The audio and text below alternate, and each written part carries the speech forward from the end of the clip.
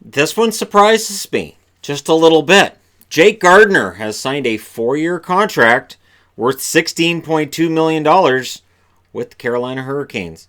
Now, we knew Jake Gardiner wasn't going to be had on the cheap. Now, the idea that, well, he's been out there for a while, he's going to end up signing for like $2 or $2.5 million. No. And apparently he's not waiting around on Toronto. I think Toronto would love to have had him back. I think he would have loved to have played in Toronto, continued his career there.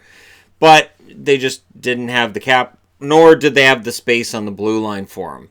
He likely would have ended up on the third pairing, which isn't a position he would have wanted. So now he goes to Carolina. Now, the interesting thing to me about Carolina is they're not a team that I look at and say, oh, they need a lot of defensemen or they're short on defensemen at all.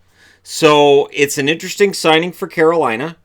And this, of course, kind of makes up for what happened in the offseason. They trade out DeHaan. Well, now they've got Jake Gardiner. Gardiner had 30 points last year. And again, I think he gets maligned for how things went for him in the big pressure games with Toronto. I think he's a better defenseman than some give him credit for.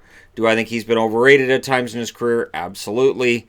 That being said, this contract seems to be right in line with about what we thought he would end up making, about $4 million a year. And Carolina, smart move.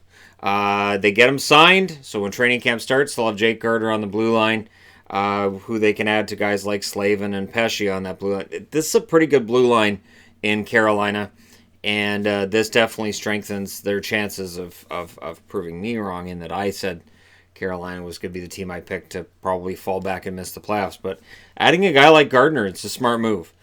So again, Carolina looks like they're willing to spend some of Tom Dundon's money and make the team better. So if you're a Carolina fan, are you excited about adding Gardiner?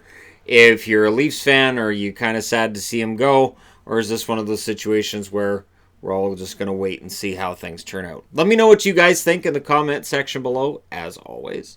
Don't forget to hit like and subscribe if you're browsing your way through. You just happened upon this video, and hey, Gardiner's off the market. That was the big free agent that was left. And, now there's not a whole lot left when it comes to the unrestricted free agents. There's Ben Hutton. Somebody wants to pick up Hutton. Probably dirt cheap compared to what he might have wanted on July 1st. So there you go. Again, let me know your thoughts. Hit like and subscribe, and I will talk to you again soon.